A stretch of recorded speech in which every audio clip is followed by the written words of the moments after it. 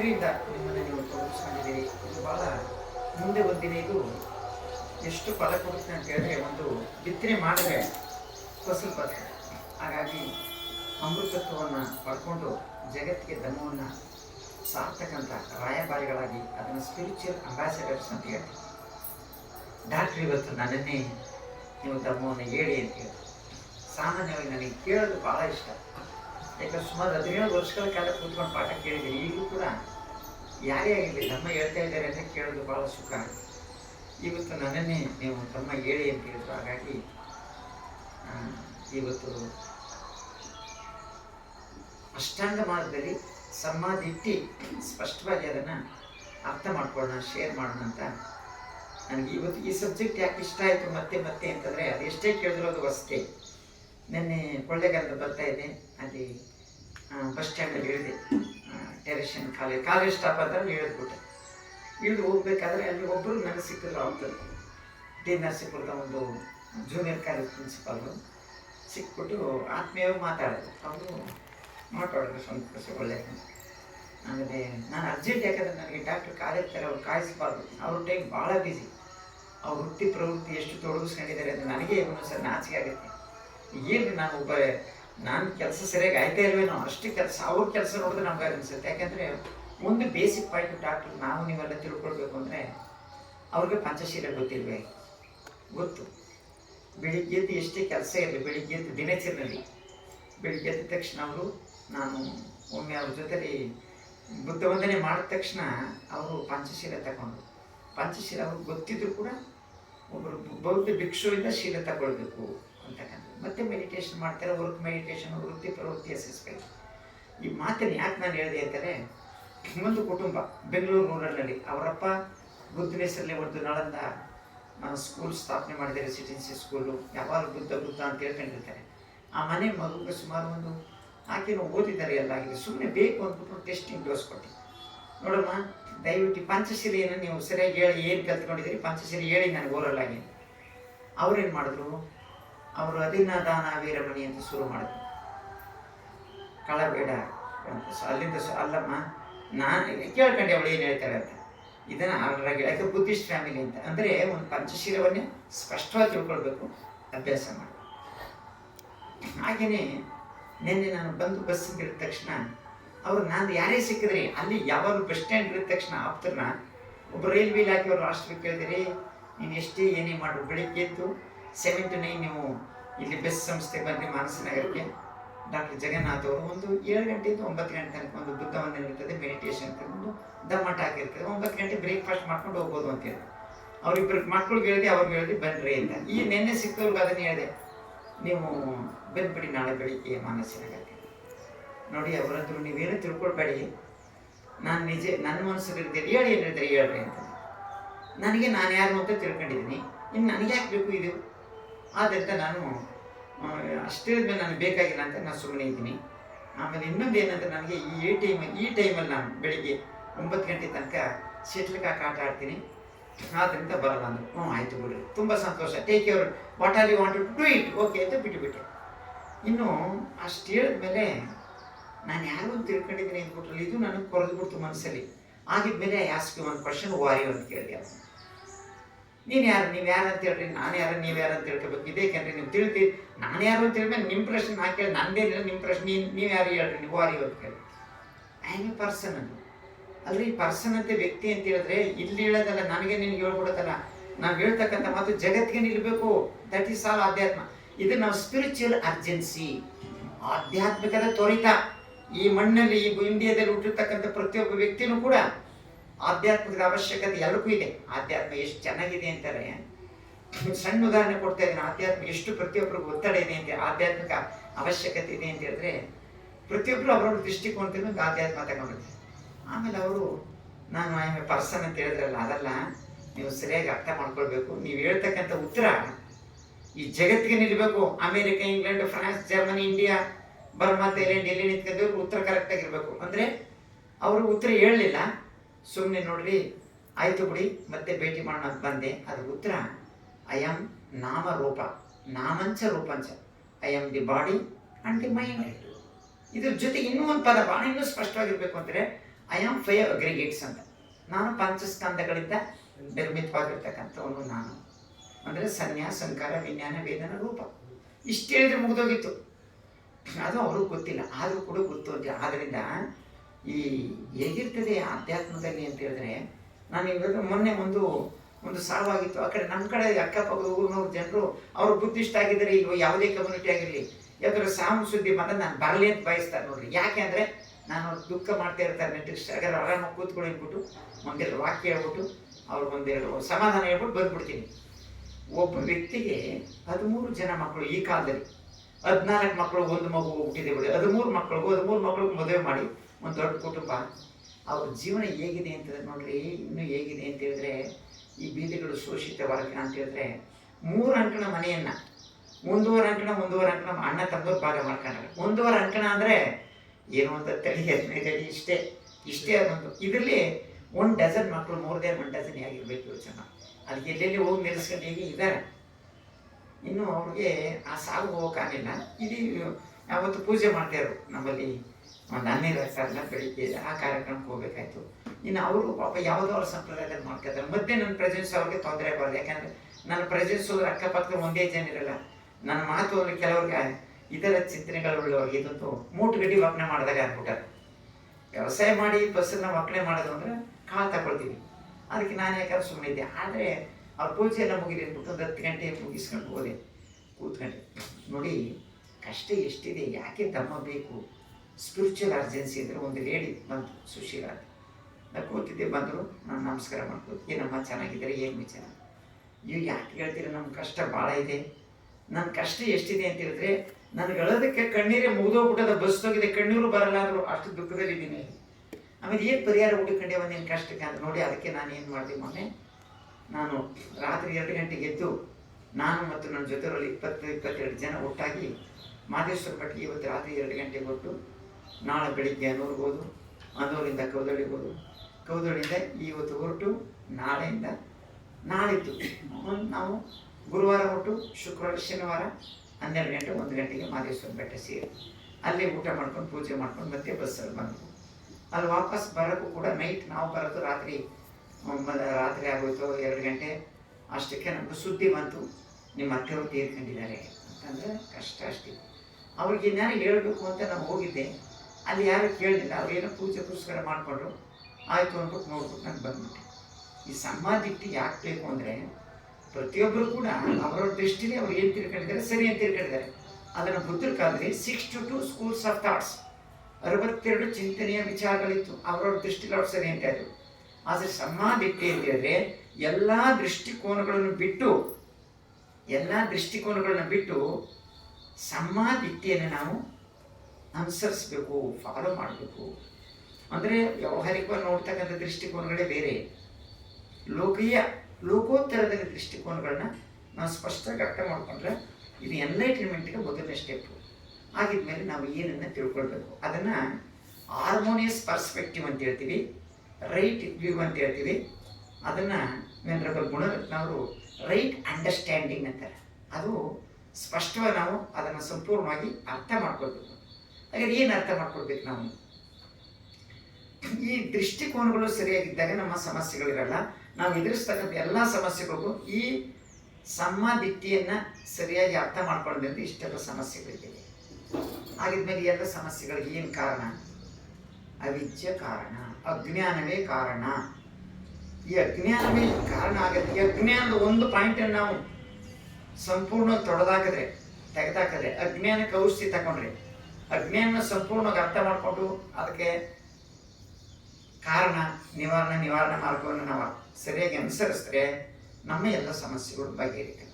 ಹಾಗೆ ನೀವು ಎಲ್ಲಿಂದ ಶುರು ಮಾಡಬೇಕು ಅಂತ ಹೇಳಿದ್ರೆ, ಅದನ್ನು ಅವಿದ್ಯ ಪಚ್ಚಯ ಸಂಕಾರ ಪಚ್ಚಯ ವಿಜ್ಞಾನ ಪಚ್ಚಯ ನಾಮರೂಪ ಪಚ್ಚಯ ಸಲಯತನ ಪಚ್ಚಯ ಪಸ್ಸು ಪಚ್ಚಯ ವೇದನ ಪಚ್ಚಯ ತನ್ನಹ ಪಚ್ಚಯ ಉಪಾದಾನ ಪಚ್ಚಯ ಭವ ಪಚ್ಚಯ ಜಾತಿ ಪಚ್ಚಯ ಜರ ಮರಣ ಶೋಕ ಪರಿದೇವ ದುಃಖ ದೋಮನಸ್ಸ ಏವಮೇವಸ್ಸ ಕೇವಲಸ್ಸ ದುಃಖ ಕಂದಸ್ಸ ಸಮುದಾಯ ಹೋತಿ.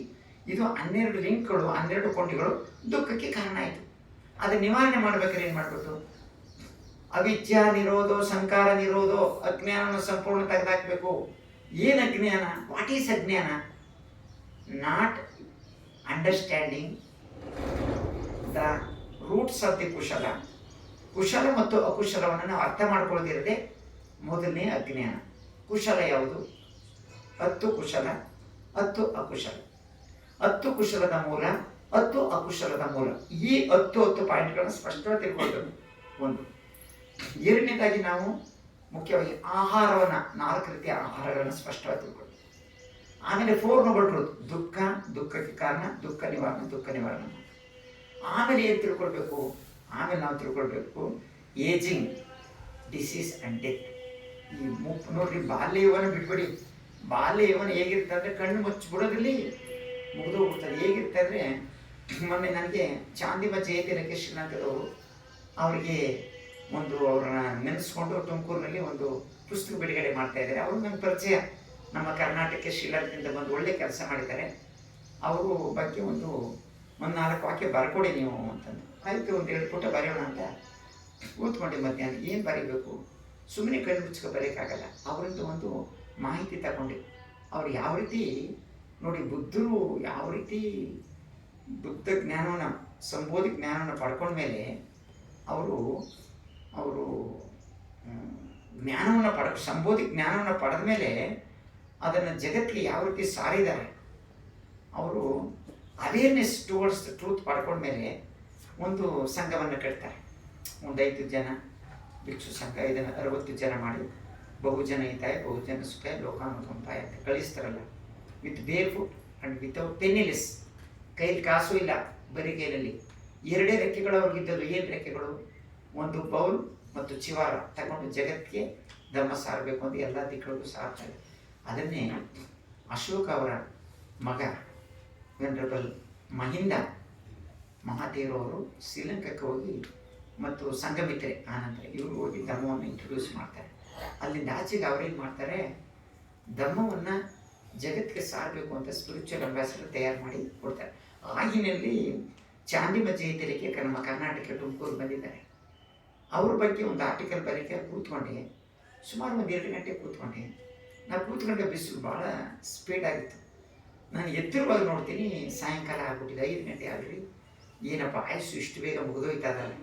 ನಾನು ಕುಳಿತುಕೊಂಡದೇನು ಟೈಮ್ ಎಷ್ಟು ಬೇಗ ಆಗೋಯ್ತು ಅಂತ ಯೋಚನೆ ಮಾಡಿದೆ. ಆದ್ದರಿಂದ ಸ್ಪಿರಿಚುವಲ್ ಅರ್ಜೆನ್ಸಿ ಅಂತ ನಮಗೆ ಗೊತ್ತಾಯಿತು. ಆದ್ದರಿಂದ ನಮಗೆ ಮುಪ್ಪು ಬರ್ತದೆ. ಕೂತ್ಕೊಂಡ್ರೆ ಇದ್ದಕ್ಕಾಗಲ್ಲ, ಇದ್ದರೆ ಕೂತ್ಕೊಳ್ಳೋಕ್ಕಾಗಲ್ಲ. ಗಟ್ಟಿಯಾಗಿರಾಗಲೇ ಧಮ್ಮವನ್ನು ತಗೊಳ್ಬೇಕು, ಅಭ್ಯಾಸ ಮಾಡಬೇಕು. ಪಂಚಶೀಲ ತಗೊಳ್ಬೇಕು, ಅಭ್ಯಾಸ ಮಾಡಬೇಕು. ಮತ್ತು ದಶಶೀಲ ಅವಕಾಶ ಸಿಕ್ಕಿದ್ರೆ ಅಮಾವಾಸ್ಯೆ ಮತ್ತು ಹುಣ್ಣಿಮೆಗಳಿಗೆ. ಆಮೇಲೆ ಭಿಕ್ಷುಗಳು 227 ರೂಲ್ಸು, 237 ಭಿಕ್ಷುಗಳಿಗೆ ರೂಲ್ ಇರ್ತಾರೆ. ಹಂತವಾಗಿ ಅದನ್ನು ಪ್ರಾಕ್ಟೀಸ್ ಮಾಡಬೇಕು. ಅದಕ್ಕೆ ಪುಣ್ಯಜೀವನ್ ಮಾತು ಹೇಳ್ತಾರೆ, ಈ ಜನ್ಮದಲ್ಲಿ ನೀವು ಧಮ್ಮವನ್ನು ಸ್ಟಾರ್ಟ್ ಮಾಡಿದ್ರೆ ನೆಕ್ಸ್ಟ್ ಜನ್ಮಕ್ಕಾದರೂ ಕೂಡ ಎಲ್ಲರೂ ಭಿಕ್ಷುಗಳಾಗಲೇಬೇಕು ಅಂತ ಹೇಳ್ತಾರೆ. ಪ್ರಾಸೆಸ್ ಅಲ್ಟಿಮೇಟ್ ನಿಬ್ಬಾಣ ಪಡೆಯಲೇಬೇಕು ಅಂತ. ನಿರಂತರ gradual process of understanding, gradual awakening ಅಂತ ಹೇಳ್ತಾರೆ. ಆ ಹಿನ್ನೆಲೆಯಲ್ಲಿ ನಾವು ಮತ್ತು ಉಪಾದಾನ ಎಲ್ಲೆಲ್ಲಿಗೆ ನಾವು ಸಿಕ್ಕೊಳ್ತದೆ, ಏನೇನಿದೆ ಅದು, ಮತ್ತು ಆಸವಕ್ಕಯ ಜ್ಞಾನ, ಇಷ್ಟನ್ನು ನಾವು ತಿಳ್ಕೊಂಡಾಗ ಮಾತ್ರ ರೈಟ್ ಅಂಡರ್ಸ್ಟ್ಯಾಂಡಿಂಗು. ರೈಟ್ ಅಂಡರ್ಸ್ಟ್ಯಾಂಡಿಂಗ್ ಅಂದರೆ ರೈಟ್ ಅಂಡರ್ಸ್ಟ್ಯಾಂಡಿಂಗ್, ರೈಟ್ ವ್ಯೂ ಅಂದರೆ ಮುಗಿದೋಯ್ತು. ರೈಟ್ ಅಂಡರ್ಸ್ಟ್ಯಾಂಡಿಂಗ್ ಮುಗಿದೋಯ್ತು, ಅದು ಸುಮ್ಮನೆ ಹೇಳ್ಬಿಡ್ತೀವಿ. ಅಷ್ಟಾಗ ಮರಗದ್ರೆ 8 ವಾಕ್ಯ ಹೇಳಿದ್ರೆ ಮುಗಿದೋಯ್ತು ಅಂತೀವಿ. ಅದು ಸೂಪರ್ಫಿಷಿಯಲ್. ಅದು ನಾವು ಆಳವಾಗಿ ಅಧ್ಯಯನ ಮಾಡಿದಾಗ ಏನಾಗುತ್ತೆ ಅಂತ ಹೇಳಿದ್ರೆ, ವಾಟ್ ಈಸ್ ಅಕುಶಲ, ವಾಟ್ ಆರ್ ರೂಟ್ಸ್ ಆಫ್ ಅಕುಶಲ, ಅದನ್ನು ತಿಳ್ಕೊಳ್ಬೇಕು. ಏನು ಅಕುಶಲ? ಈಗ ನೋಡಿರಿ, ಅಕುಶಲ ಯಾವುದು ಅಂದರೆ ನೋಡಿ, ಯೋಚನೆ ಮಾಡ್ಕೊಳ್ಬೇಕು. ಈಗ ಪಂಚಶೀಲ ತಗೊಂಡ್ರೆ ಎಷ್ಟು ಮುಖ್ಯ ಅಂದರೆ, ಒಂದು ವೇಳೆ ಪಂಚಶೀಲನ ನಾವು ಪಾಲನೆ ಮಾಡಲಿಲ್ಲ ಅಂತ ಇಟ್ಕೊಳ್ಳಿ, ಪ್ರತಿಯೊಂದು ಮನೆಯಲ್ಲೂ ಟೆರರಿಸ್ಟ್ ಹುಟ್ಟುಕೊಡ್ತಾರೆ. ಪ್ರತಿಯೊಂದು ಸಂಬಂಧದಲ್ಲಿ ಟೆರರಿಸ್ಟ್ ಹುಟ್ಕೋತಾರೆ. ಮಾತಾಡೋಕ್ಕಾಗಲ್ಲ. ಒಂದು ಮನೇಲಿ ಯಾಕ್ರಿ ಅತ್ತೆ ಸೊಸೆ, ಅತ್ತೆ ಮಾವ, ಮಕ್ಕಳು ಸಂಸಾರ ಯಾಕೆ ಒಟ್ಟಿಗಿರೋಕ್ಕಾಗಲ್ಲ? ಈವನ್ ಒಂದು ಮನೆಯಲ್ಲೇ ನಿಜ ಹೇಳ್ಬೇಕಾದ್ರೆ ನಾವು ಬಾಲ್ಯದಲ್ಲಿ ಒಂದೇ ಆಚಾರದಲ್ಲಿ ಊಟ ಮಾಡ್ಕೊಂಡು ಎಲ್ಲ ತಾಯಿ ಮಕ್ಕಳು ನಾವೆಲ್ಲ ಒಟ್ಟಿಗೆ ಎಲ್ಲ ಒಂದೇ ಮಲಗಿಬಿಡ್ತಿದ್ವು ಒಟ್ಟಿಗೆ, ಬೆಳಿಗ್ಗೆ ಎದ್ದೈತಿ. ಈಗ ಚಿಕ್ಕ ಮಕ್ಕಳಿಗೊಂದು ಪ್ರತ್ಯೇಕ ರೂಮು, ನಮಗೊಂದು ರೂಮ್. ಯಾಕೆ ಹೀಗಾಯಿತು ಗೋಡೆಗಳು? ಯಾಕೆಂದರೆ ಧರ್ಮದಲ್ಲಿ ಎಸ್ಟಾಬ್ಲಿಷ್ ಆಗಬೇಕು. ಅದಕ್ಕೋಸ್ಕರ ನಾವು ಸಮಾಧಿಕೆಯನ್ನು ಸರಿಯಾಗಿ ವಾಟ್ ಈಸ್ ಅಕುಶಲ ಅಂದರೆ, ಮೊದಲನೇದು ಪ್ರಾಣಹತ್ಯೆ ಮಾಡೋದು, ಕಳ್ಳತನ ಮಾಡೋದು, ಅನೈತಿಕ ದಾಂಪತ್ಯ ಜೀವನವನ್ನು ನಡೆಸೋದು, ಇದು 3. ಈ 3 ಕೂಡ ಅಕುಶಲ. ಮತ್ತು ಇನ್ನು 4 ತಗೊಳ್ತೀವಿ. ಯಾವುದು? ಸುಳ್ಳು ಮಾತನಾಡೋದು, ವಾಚಕ. ಇದು ದೈಹಿಕವಾಗಿ ಮಾಡೋದು 3. ದೈಹಿಕವಾಗಿ ಹತ್ಯೆ, ಬೇರೆಯವ್ರಿಗೆ ನೋಟ್ ಮಾಡೋದು, ಹಿಂಸೆ ಕೊಡೋದು, ಹಿಂಸೆ. ಮತ್ತು 2ನೇದು ಅದಿನ್ನದಾನ. 3ನೇದು ಕಾಮೇಶು ಬಿಚ್ಚ, ಅದನ್ನು ಅನೈತಿಕ ಸಂಬಂಧ. ಈ 3. ಇನ್ನು 4 ಯಾವುದು? ಸುಳ್ಳು ಮಾತನಾಡುವುದು, ಚಾಡಿ ಮಾತನಾಡುವುದು, ಚುಚ್ಚು ಮಾತಾಡುವುದು, ಬೊಗಳೆ ಮಾತಾಡೋದು, ಕಾಡಾಟೆ, ಬೇಡದಿರ ಮಾತಾಡೋದು. ಇವು ಕೂಡ ಅಕುಶಲ. ಮತ್ತು ಇನ್ನು 4, 3, 7 ಆಯಿತು. ಇನ್ನು 3 ಯಾವುದು ಅಂತ ಹೇಳಿದ್ರೆ ಕವೆಟಸ್ನೆಸ್ ಅಂತ. ಅದು ಅಂದರೆ ತೃಷ್ಣೆ ಎಷ್ಟಿದ್ರೂ ಸಾಲಲ್ಲ. ಅಂದರೆ ಲೋಭ, ಮೋಹ, ಮತ್ತು ದ್ವೇಷ. ಇವೆಲ್ಲ ಕೂಡ ಅಕುಶಲ. ಅದಕ್ಕೆ ಕುಶಲದ ಮೂಲ ಯಾವುದು?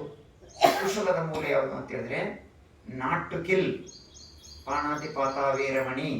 ಯಾವ ಟ್ರೈನಿಂಗ್ ತಗೊಳ್ತಾ ಇದ್ದೀವಿ ಶಿಕ್ಷಾ ಪದವನ್ನು ಅಂತ ಹೇಳಿದ್ರೆ ಎನ್ಲೈಟ್ಮೆಂಟ್ಗೆ ಪ್ರಾಣ ಹತ್ಯೆಯನ್ನು ಮಾಡೋದಿಲ್ಲ, ಎಲ್ಲ ಜೀವಗಳ ರಕ್ಷಣೆ ಮಾಡ್ತಕ್ಕಂಥ ಕುಶಲ. ಅದಿನ್ನ ದಾನ ವೀರಮಣಿ, ಕಳ್ಳತನ ಮಾಡೋದಿಲ್ಲ, ದಾನ ಶೀಘ್ರ ಬದಲಾಗ್ತಕ್ಕಂಥ. ಕಾಮೇಶು ಮಿಚ್ಚಾಚಾರ ವೀರಮಣಿ, ನಮ್ಮ ಸಂಸಾರದ ಚೌಕಟ್ಟಿನಲ್ಲಿ ಸುಖ ಪಟ್ಕೊಂಡು ಇವತ್ತು ದುಡಿದು ಕ್ರಮಬದ್ಧವಾಗಿ ದುಡಿದು ನೇಹ ಸಮ್ಮತವಾಗಿ ದುಡಿದು ಊಟ ಮಾಡಿ ಆಸೆ ಸುಖ, ಭೋಗ ಸುಖ, ಅನನ್ಯ ಸುಖ, ಅನವಜ್ಯ ಸುಖ ಹೇಗಿರುತ್ತೆ ಅಂತ ಹೇಳಿದ್ರೆ ಒಬ್ಬ ಸಂಸಾರಿಕ, ಒಬ್ಬ ಕೃಷಿಕ, ಒಬ್ಬ ಬಿಸ್ನೆಸ್ ಮ್ಯಾನು, ಒಬ್ಬ ದುಡಿಮೆಗಾರ ಎಲ್ಲರೂ ಕೂಡ ಇವತ್ತು ದುಡಿದು, ಇವತ್ತು ಊಟ ಮಾಡಿ, ಇವತ್ತು ದಾನ ಕೊಟ್ಟು, ಸುಖವನ್ನು ಪಟ್ಟು ಇವತ್ತಿನ ಫಲ ಇವತ್ತೇ ಪಡ್ಕೊಳ್ತಾರೆ.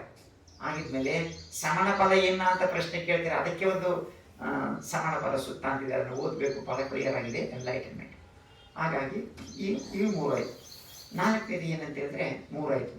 4ನೇದ್ರಲ್ಲಿ 4 ಏನಂತಾರೆ? ಇನ್ನು 4 ನಾವು ಸುಳ್ಳು ಮಾತನಾಡಬಾರ್ದು, ಸತ್ಯವನ್ನು ಹೇಳಬೇಕು ಅಥವಾ ನಿಜವನ್ನು ಹೇಳಬೇಕು ಅಥವಾ ಮೌನವಾಗಿರಬೇಕು, ಚಾಡಿ ಮಾತಾಡಬಾರ್ದು, ಚುಚ್ಚು ಮಾತಾಡಬಾರ್ದು, ಬೊಗಳೆ ಮಾತನಾಡೋದು, ಕಾಡಾಟಿ ಮಾತಾಡೋದು, ಒಳ್ಳೆ ಮಾತಾಡ್ತೀನಿ ಅಥವಾ ಮೌನವಾಗಿರೋದು. ಈ 4, 4, 3, 7.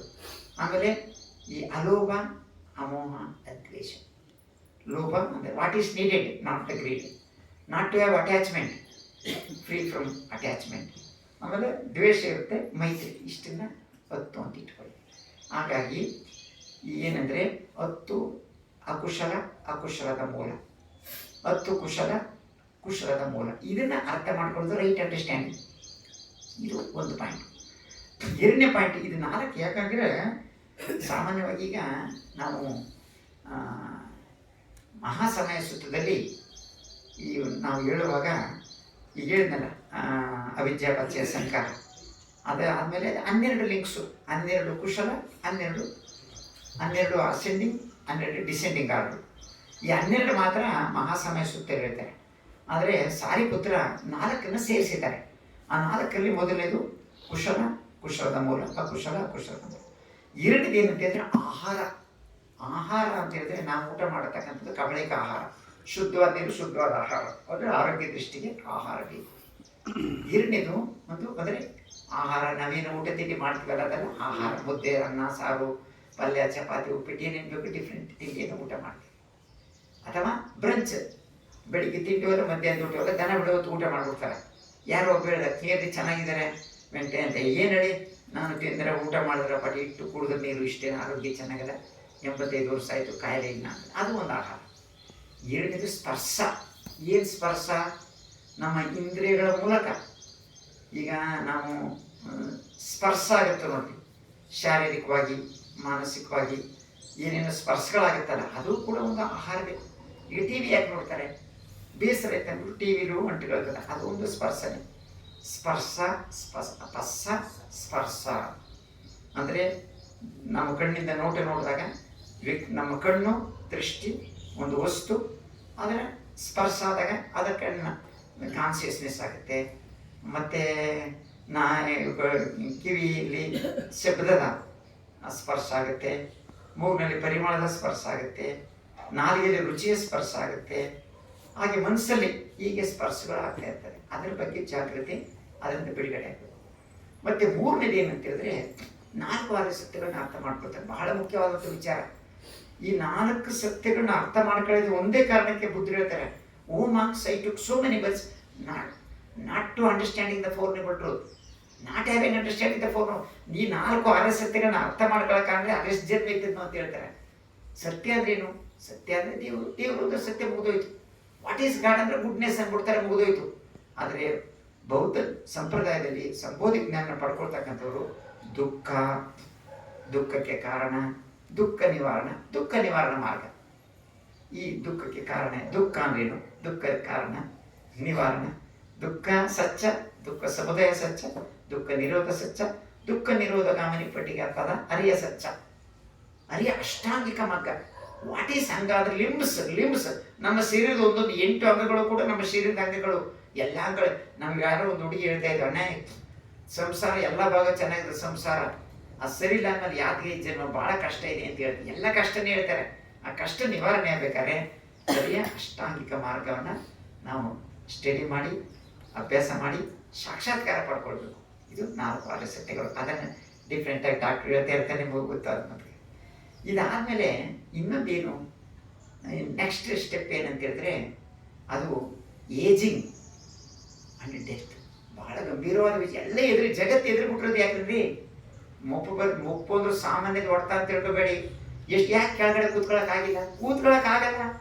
ಯಾಕೆ ಕೂತ್ ನೋಡೋರು ಅರ್ಧ ಗಂಟೆ 1 ಗಂಟೆ ಕೂತ್ರೆದ್ದಿರ್ಬೋದು, ಎದುರು ಕೂತ್ಕೊಳ್ಬೋದು. ಆದರೆ ಮುಪ್ಪಾಯ್ತಾ ನಮಗೆ ಗೊತ್ತಾಗುತ್ತೆ ಯಾಕೆ ಬೇಕಾಗಿದೆ ಈ ಜನ್ಮ ಅಂತ. ಬಾಲ್ಯದಲ್ಲಿ ಜಗತ್ತಿನ ಆತಿ ನೋಡ್ಕೊತೀನಿ ಹೋಗ ಅಂತಾಗದ. ಯೌವನದಲ್ಲಿಟ್ಟು ಹಿಮಾಲಯ ಪರ್ವತ ಯಾವ ಲೆಕ್ಕ ಅಂತಾಗದ. ಮುಪ್ಪಿಗೆ ತಯಾರಾಗಬೇಕು. ಅದಕ್ಕೆ ಬಿಂಬಿಸಾರನಿಗೆ ಬುದ್ಧರು ಏನು ಹೇಳ್ತಾರೆ ಅಂತ ಹೇಳಿದ್ರೆ, Bimbisara, what is your age? 80 ವರ್ಷ ಆಯ್ತು ಬಂತೇಜಿ. 4 ಬೆಟ್ಟಗಳು ನಿನ್ನ ಎದೆ ಮೇಲೆ ಬರುತ್ತೆ, ಗೆಟ್ ರೆಡಿ. 4 ದಿಕ್ಕಿಂದ ಬರುತ್ತೆ. ಯಾವುದು? ಹುಟ್ಟಿದ ಮುಪ್ಪು, ರೋಗ, ಮರಣ. ನೀವು ಸತ್ತ ಮೇಲೆ ಹುಟ್ಟಲೇಬೇಕು, ಹುಟ್ಟಿದ ಮೇಲೆ sir. What is the cause of death? Doctor ಹೇಳ್ತಾರೆ ಏನೋ ಈ ಕಾಯಿಲೆ, ಆ ಕಾರಣ, ಹಾರ್ಟ್ ಅಟ್ಯಾಕ್, ಏನೇನು ಅಂತ ಹೇಳ್ತಾರೆ. ಆದರೆ as per the Dhamma, birth is the cause of death, death is the cause of birth. ನಾವು ಸತ್ತರ ಹುಟ್ತೀವಿ, ಹುಟ್ಟಿದ್ರು ಸಾಯ್ತೀವಿ. ಆದ್ರಿಂದ what are we wanted to know is deathlessness, ಅಮೃತತ್ವವನ್ನು ಪಡ್ಕೊಳ್ಬೇಕು ಅಂತ ಬುದ್ಧರ ಒಂದು ಸಂದೇಶ. ಆಯಿತು, ಈ ಮುಪ್ಪಾಯಿತು. ಇನ್ನು ಸಾಮಾನ್ಯ ಶರೀರದ ಎಲ್ಲ ಅಂಗಾಂಗಗಳು ಕೃಷಿಯಾಗ್ತಾ ಇರ್ತದೆ, ಎನರ್ಜಿ ಕಡಿಮೆ ಆಗ್ತಾ ಇರ್ತದೆ, ಏನು ಭಾಳ ಕಷ್ಟ ಆಗ್ತದೆ. ಅದಕ್ಕೆ ಒಂತಿರ್ಕೊಬಿಡಿ. ಬಾಲ್ಯ ಯೌವನ ನಾನು ಹೇಳಿದ್ನಲ್ಲ, ಅದ್ಭುತ ಲೋಕ. ಅದ್ರ ಬಗ್ಗೆ ಬುದ್ಧರು ಏನು ಯೋಚನೆ ಮಾಡಿಲ್ಲ. ಎಂಜಾಯ್ ಇತ್ತಲ್ಲ, ಡಿಲೈಟಿ, ಅದು ಎನ್ಲೈಟನ್ಮೆಂಟ್ ಬರಲೇಬೇಕು. ಆಗ ಮುಪ್ಪನ್ನು ನಿಭಾಯಿಸ್ಬೋದು, ಮರಣವನ್ನು ನಿಭಾಯಿಸ್ಬೋದು. ನೀವು ನಂಬ್ತಿರೋ ಬಿಡ್ತಿರೋ. ನನ್ನ ಹತ್ರ ಸುಮ್ಮನೆ ಕೂತ ನಾವು ಏನು ಕೆಲಸ ಎಲ್ಲ ಜೀತ ಅಂದರೆ ಅಂತ ತಿಳ್ಕೊಂಡಿದ್ದೀರಿ. ತುಂಬ ಕಷ್ಟ ಸಿವಿಯರಾಗಿ. ಏನ್ರಿ, ತಮ್ಮ ಹೊಟ್ಟೆ ಹುಟ್ಟಿದ ಮಕ್ಕಳು ತಾಯಿನ ಹೊರಗಡೆ ಕಳಿಸ್ತಾರೆ, ಎಲ್ಗೋಗ್ಬೇಕು. ಆಗ ನನ್ನ ಹತ್ರ ಬಂದ ತಕ್ಷಣ ಆ ಹೊಡೆದಿರೋ ಮಾಮ ನನ್ನ ಮೇಲೆ ಒಂದು ಹಾಕ್ಬಿಟ್ಟ ಮೆಸೇಜ್. ಅದೇನು ವಾಟ್ಸಪ್ ನಂಗೆ ಅವೆಲ್ಲ ಗೊತ್ತೇ ಇಲ್ಲ. ಮೆಸೇಜ್ ಓದ್ಕೊಂಡು ರಿಪ್ಲೈ ಕೊಡೋಕ್ಕೂ ಥ್ಯಾಂಕ್ಸ್ ಹೇಳೋಕ್ಕೂ ಗೊತ್ತಿಲ್ಲ ನನಗೆ. ನೋಡಿ, ಸ್ವಿಚ್ ಆಫ್ ಮಾಡ್ಸೋಕ್ಕೆ ಡಾಕ್ಟರ್ ಕೇರ್ ಆಫ್ ಮಾಡಿಸ್ಕೊಂಡು. ಹಾಗಾಗಿ ನಾನು ಅಂದೆ, ಯಾವನೋ ಕಳಿಸ್ತಾರೆ ನೋಡ್ರಿ, ಅವರು ಜೀತವಂದಲ್ಲಿ ಯಾರ್ಯಾರೋ ಬರ್ತಾರೆ ಹೋಗ್ತಾರೆ, ಅದ್ರ ಗ್ಯಾರಂಟಿ ಗುರು ಹೇಗೆ ಅಂತ ಯಾರೋ ನನಗೂ ಫೋನ್ ಮಾಡಿದ್ರು ನಮ್ಮ ಸದಸ್ಯರು. ನಾನು ಅಂದೆ, ನೋಡಿ ಯಾವನು ಹೇಳಿದ್ದಾನೆ ಅವನೇ ಕೇಳ್ಕೊಂಡ್ರೆ ಉತ್ತರವಾದ, ನಾನು ಯಾಕೆ ಮಾತಾಡಲಿ? ಆ ಹುಡುಗಿಗೊಂದು ಮಾತು ಹೇಳಿದೆ, ಆ ತಾಯಿಗೆ 2 ಗಂಡು ಮಕ್ಕಳು ಪಡೆದಿದ್ದ ಅಕ್ಕ. ಫಸ್ಟು ಮಹಾಬೋಧಿಗೆ ಹೋಗಿ ಒಂದು 5 ದಿನ ಕೂತಿದ್ದು ಬಾ ತಾಯಿಯಲ್ಲಿ. ಅಲ್ಲಿಂದ ಬಂದಮೇಲೆ ಅವರು ಸಾಯೋಳು ಬದುಕಿದ್ದಾರೆ. ಪುನಃ ಆಮೇಲೆ ಅವ್ರ ತಾಯಿ ಹೇಳಿದ್ರು, ಅವ್ರ ತಾಯಿಗೆ ಇದೇ ಕಷ್ಟ ಬಂದಿತ್ತು. ಅಯ್ಯವ್ವ 5 ದಿನ ಹೋದ್ರು ಸಾಲಲ್ಲ, 10 ದಿನ ಇನ್ನೊಂದು ವಿಪಸ್ಸಕ್ಕೆ ಹೋಗಿ ಕೂತಿದ್ ಬಾ ಅಂತಂದ್ರು. ಅಲ್ಲಿಂದ ಬಂದ್ಮೇಲೆ ಇವರಿಬ್ರು ಗಟ್ಟಿಯಾಗಿ ಅವ್ರ ಯಾವ ಮಟ್ಟಕ್ಕೆ ಅವ್ರ ಅಂತಂದ್ರೆ, 10 ದಿನ ಹೋಗಿದ್ ಬಂದವರು 75 ವರ್ಷ ಮಕ್ಕಳಿದ್ದಿಲ್ಲ ಅಂತ ಒಂದು ಹಸ ಕಟ್ಕೊಂಡು ಹಸು ಸಾಕೊಂಡು ಆರಾಮಾಗಿ ನನ್ನ ಹತ್ರ ದುಡ್ಡು ಕಾಸು ಅದನ್ನ ಚೆನ್ನಾಗಿದ್ದೀನಿ ಅಂತ ಅವ್ರ. ಅಂದ್ರೆ ಪ್ರತಿಯೊಂದು ವ್ಯಕ್ತಿಯು ಕೂಡ ಈ ಲೋಕದಲ್ಲಿ ಹುಟ್ಟಿದ ಮೇಲೆ ಬದುಕ್ತಕ್ಕಂಥ ಹಕ್ಕಿದೆ. ಅವ್ರ ಮೇಲೆ ದಾಳಿ ಮಾಡೋದು, ಅವ್ರ ಮೇಲೆ ಅಟ್ಯಾಕ್ ಮಾಡೋದು, ಮಕ್ಕಳು ಇವೆಲ್ಲ ಇದನ್ನೇ ಟೆರರಿಸ್ಟ್ ಅಂತ ಹೇಳೋದು. ಆ ತಾಯಿ ಹೊಟ್ಟಲ್ಲಿ ಹುಟ್ಟಿದ ಮಕ್ಕಳೇ ಅವ್ರನ್ನೇ ಕೊಳ್ತೀನಿ ಅಂತ ಹುಡುಕ ಬಂದಾಗ ಎಲ್ಲಿಗೆ ಕೊಲ್ಲೋದು? ನನ್ನ ಹತ್ರ ಬಂದ್ಮೇಲೆ ಯಾರು ಕೊಲ್ಲಕ್ಕಾಗಲ್ಲ. ಸೆಕ್ಯೂರಿಟಿ ಹೇಳಿದರೆ ಅವ್ರಿಗೆ ಬಿಟ್ಬಿಡ್ತೀನಿ ಕಣ ಜೈತವನ್ನ ಅಂದ್ಬಿಟ್ಟು. ಯಾರು ದುಃಖದಲ್ಲಿ ಬಂದಿರ್ತಾರೆ ಅವ್ರಿಗೆ ಬಿಟ್ಬಿಡ್ತೀನಿ, ನೀ ಯಾರು ಕೇಳಕ್ಕ ಅಂತ ಹೇಳಿದೆ. ಆದ್ರಿಂದ ಧಮ್ಮ ಯಾಕೆ ಅರ್ಥ ಮಾಡ್ಕೊಳ್ಬೇಕು ಅಂದ್ರೆ, ಸಾವಿಗೆದರ್ಕೆ ಬೇಕು. You must enjoy, relax, smiling. ಬುದ್ಧರು ಜಗತ್ನ ದುಃಖ ನೋಡ್ಬಿಟ್ಟು ಕಣ್ಣೀರು ಹಾಕ್ಬೋದಾಗಿತ್ತು. ಬುದ್ಧರು ಕಣ್ಣೀರು ಹಾಕ್ತಿಲ್ಲ, ಸ್ಮೈಲ್ ಕೊಡ್ತಾರೆ. ಅವ್ರ ಸ್ಮೈಲಲ್ಲಿ ಎಂಥ ಮೆಸೇಜ್ ಇದೆ ಅಂತ ಹೇಳಿದ್ರೆ, ಈ conquered the whole world. Lord Buddha ಅಲ್ಲ, ಸಾಮಾನ್ಯವಲ್ಲ. ಹಾಗಾಗಿ ಈ ಧಮ್ಮದ ಮಾರ್ಚ್ ಹೋದಲ್ಲ, ಅದು ಪೀಸ್ ಮಾರ್ಚ್ ಹೋದಲ್ಲ ಅಮೆರಿಕದಲ್ಲಿ, ಎಂಥ ಸಕ್ಸಸ್ಫುಲ್ ಆಗಿದೆ ಅಂದರೆ ನಮ್ಮ ಶಕ್ತಿ ಇರೋದು ಕರುಣಿನಲ್ಲಿ. ಅದನ್ನೇ ಡಾಕ್ಟ್ರು ಹೇಳ್ತಾ ಇರ್ತಾರೆ, ಜಯಮಂಗಳ ಗಾತವನ್ನು ಲಾಸ್ಟ್ ಒಂದು ವರ್ಡ್ ಹೇಳ್ತಾರೆ, ಒಂದೊಂದು ವರ್ಡ್ ಹೇಳ್ತಾರೆ. 8 ಗಾತಗಳು ಒಂದನ್ನು ಹೇಳ್ತಾರೆ. ಬಾಹು ಸಹಸ್ರಮಭಿನಿಮಿತ ಸಾಯುವಂತ ಗಿರಿಮೇಕಲ ಮುದಿತ ಘೋರ ಸಸೇನ ಮಾರ ದಾನಾದಿ ಧಮ್ಮ ವಿಧಿನಾಜಿ ತವ ಮುರಿಂದು ತಮ್ಮ ತೇಜಸ ಭವತು ತೇಜೇ ಮಂಗಳ.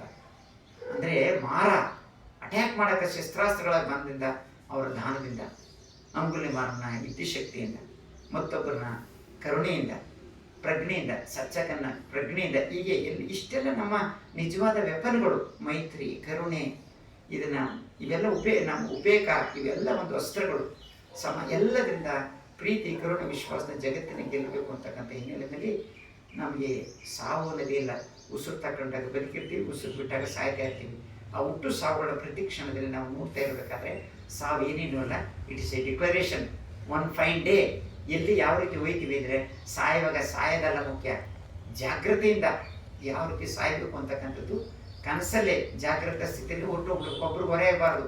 ಅದಕ್ಕೋಸ್ಕರ ಇಂಥ ಧಮ್ಮ ಚರ್ಚೆಗಳು ನಡೀಬೇಕು ಅಂತ. ಇವೆಲ್ಲಕ್ಕಿಂತ ಹೆಚ್ಚಾಗಿ ಮುಖ್ಯವಾಗಿ ಉಪಾದಾನ ಅನ್ನೋದು ಇನ್ನೊಂದು ಸ್ಟೆಪ್. ಏನು ಉಪಾದಾನ?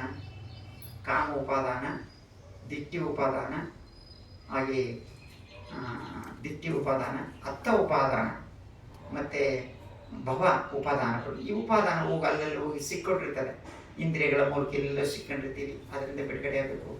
ಮತ್ತು ಭವಸಾಗರಕ್ಕೆ ಸಿಕ್ಕೊಂಡಿರ್ತೀವಿ. ಮತ್ತು ನಾನು ನಂದು ಅನ್ನೋದು ಇದು ಭಾಳ ಗಂಭೀರವಾದಂಥ ವಿಚಾರ.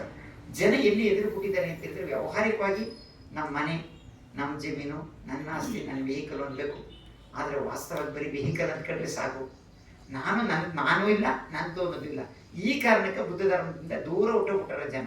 ವ್ಯಾವಹಾರಿಕ ಜಗತ್ತಿನ ಇದೆಲ್ಲ ಇಲ್ಲಿ ಏನು ಅಂತ ಹೇಳ್ಬಿಟ್ಟು. ಹಾಗಾಗಿ ಅರ್ಥ ಉಪವಾದಾಗ ನಂದು ಅಂತಕ್ಕಂಥದ್ದು ಇಲ್ಲ.